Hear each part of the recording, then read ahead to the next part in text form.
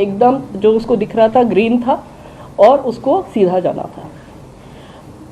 किसी कारणवश जो कारण अभी इन्वेस्टिगेशन में है, और मंत्री जी जैसा आप लोग देख ही रहे हैं कि मंत्री जी पिछले 36 घंटे से उसी साइट पे, और वो वहाँ से हिल नहीं रहे हैं। वहाँ पे वो रेस्टोरेशन, इन्वेस्टिगेशन, रिलीफ और जितने भी लोग हॉस्पिटल में भी हैं उनसे भी जाके मिल रहे हैं। तो he is doing everything from there and he is leading from the front. So उन्होंने अभी जानकारी दी है कि प्रिलिमिनरी फाइंडिंग से ऐसा लगता है कि सिग्नलिंग में कोई परेशानी पाई गई, लेकिन वो भी प्रिलिमिनरी जानकारी है।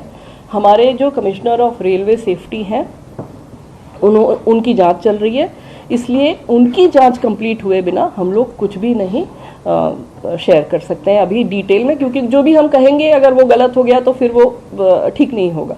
इसलिए हम भी अभी इंतज़ार कर रहे हैं कि वो अपनी फाइंडिंग्स हमें कंप्लीट डिटेल्ड फाइंडिंग्स हमें बताएं, जिससे कि हम लोग पता कर सकें कि क्या कारण था जिसकी वजह से ये दुर्घटना हुई। दुर्घटना सिर्फ कोरोमंडल एक्सप्रेस की हुई है। ये भी एक चीज़ है जो कि सबको समझने की आवश्यकता है कि यहाँ पे 3 इंजन भिड़ गए और बहुत सी मल्टीपल ट्रेन्स जो है वो आपस में टकरा गई, कैसे सब एक ही रास्ते में थी। ये इस तरह की गलत इन्फॉर्मेशन या गलत समझ फ्लोट अराउंड कर रही है।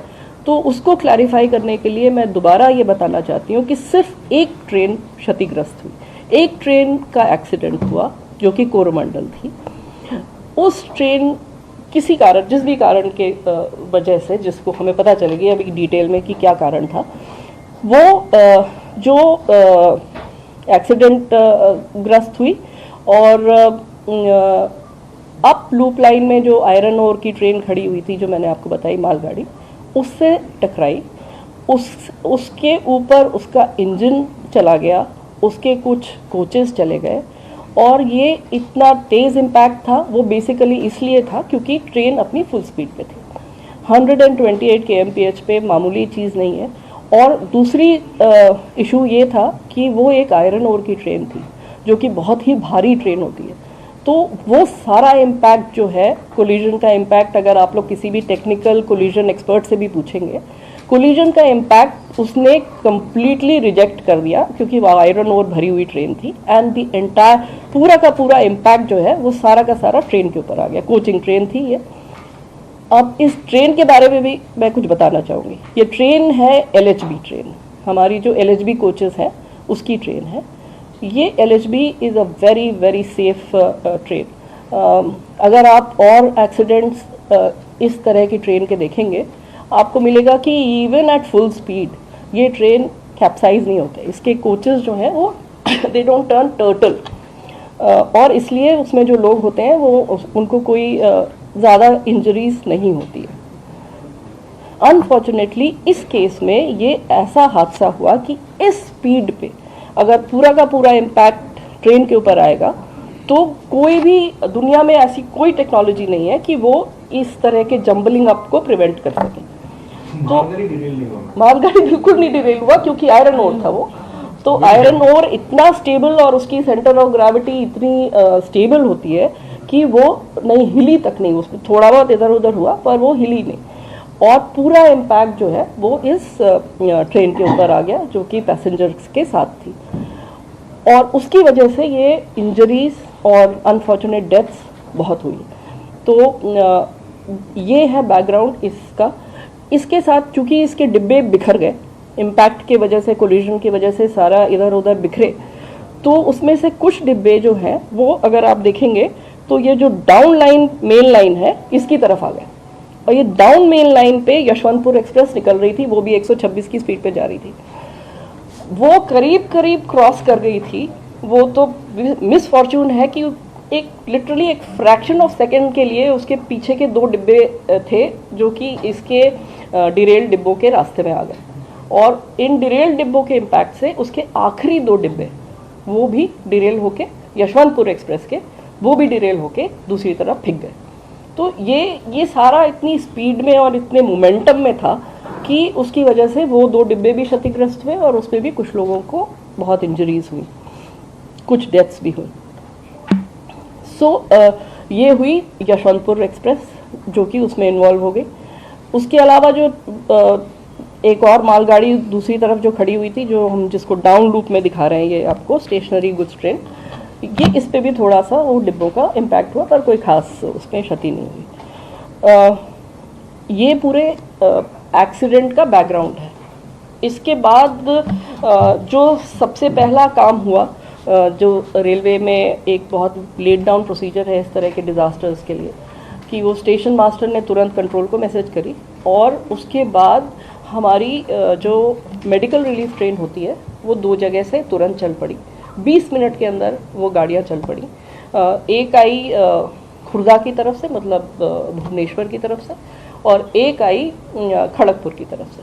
भुवनेश्वर वाली पहले पहुंची और उसके जस्ट 10 मिनट बाद खड़गपुर वाली पहुंची। साथ में एनडीआरएफ को इन्फॉर्म कर दिया गया। एनडीआरएफ की एक टुकड़ी बालासोर में स्थित थी, क्योंकि वहाँ पे साइक्लोन और ये सब फ्लड्स वगैरह के लिए उनकी एक टुकड़ी वहाँ पर मौजूद रहती है। उस टुकड़ी को तुरंत इन्फॉर्म कर दिया गया। ये भी मैं बताना चाहूँगी कि हम लोगों की एनडीआरएफ के साथ कंटिन्यूअस इस तरह की घटनाओं से बचने के लिए एक्सरसाइज चलती रहती है, कोऑर्डिनेशन चलता रहता है और हम लोग बहुत सारी मॉक ड्रिल्स करते हैं। उसका ये फ़ायदा हुआ कि एनडीआरएफ की टीम जो बालासोर में मौजूद थी वो भी वहाँ से चल पड़ी तुरंत तैयार होकर, और वो भी पहुँची। जो आर्मी की भी वहाँ पे एक टुकड़ी मौजूद थी वो भी मोबिलाइज हो गई, उसको इन्फॉर्मेशन पहुँच गई, वो भी आ गई। जो स्टेट एडमिनिस्ट्रेशन था, जो स्टेट डिज़ास्टर रिलीफ थी, जो district manager DM and his team and the SP and the local administration, everybody responded. Locals जो वहाँ पे थे वो तो खैर they are the first responders, वो सारे locals आ गए and immediately जितने लोगों को वहाँ से निकाला जा सकता था, उनको वहाँ से नज़दीक के अस्पताल ले जाया जा सकता था, उसके लिए जो भी कार्रवाई करनी थी वो लोगों ने शुरू कर दी। It is a major disaster, उसमें एक छोटी चीज़ नहीं है, ये एक इतनी बड़ी दुर्घटना और इतने सारे लोगों को का इन्वॉल्वमेंट था। ये सारे लोग इसमें सिर्फ इसी फोकस के साथ लगे रहे कि कैसे लोगों को की जान बचाई जाए और उनको जल्दी से जल्दी हॉस्पिटल पहुंचाया जाए।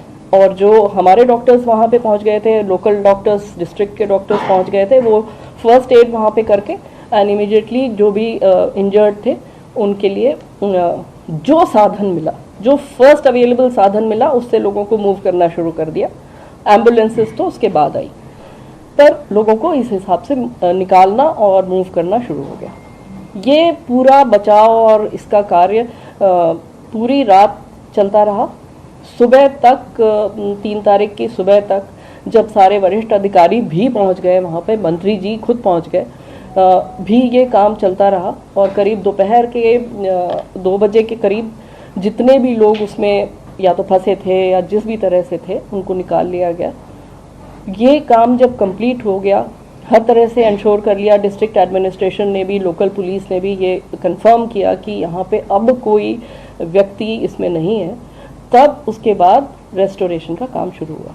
इसलिए रेस्टोरेशन में अभी समय लगेगा।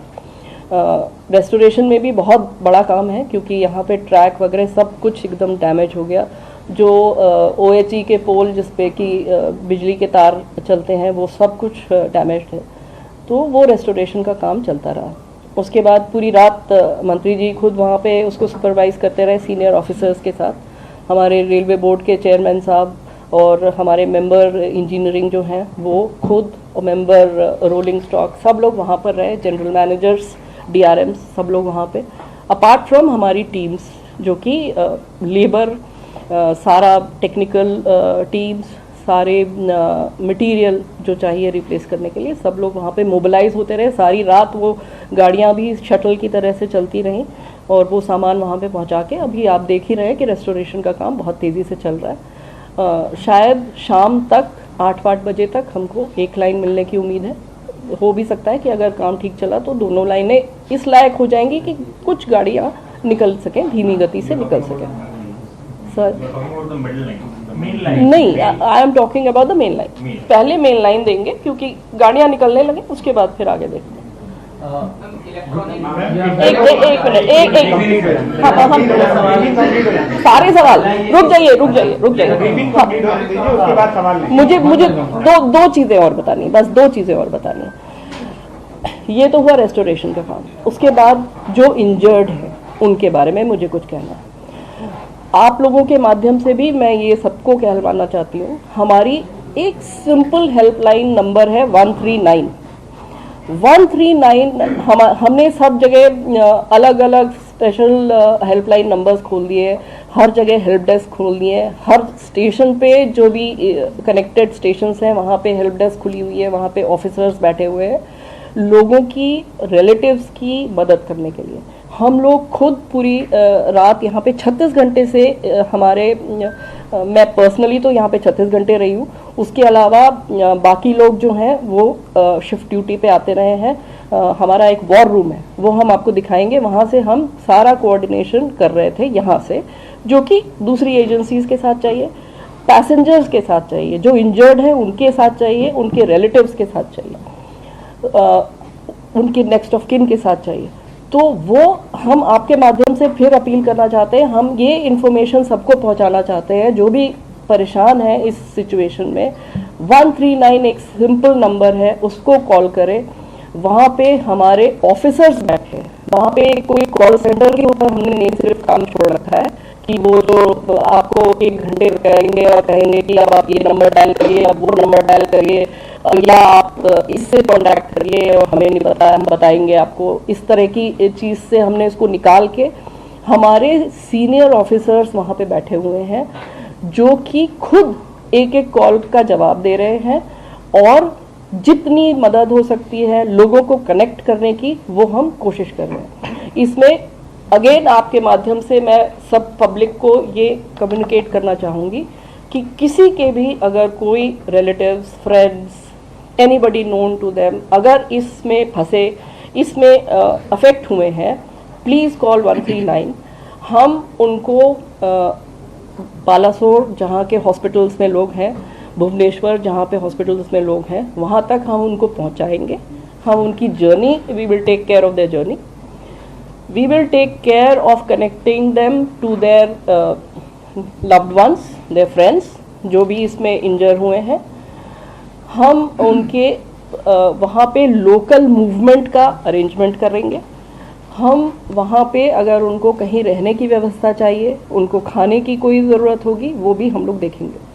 हर एक पेशेंट के साथ हमारा एक स्काउट एंड गाइड नॉमिनेटेड है जो कि उस पेशेंट की और जितने भी उनके रिलेटिव्स, उनके वेल विशर्स उनके साथ हैं, उनके साथ उनकी जितनी भी तरह की मदद उनको चाहिए, किसी भी तरह की मदद उसको करने के लिए तैयार है।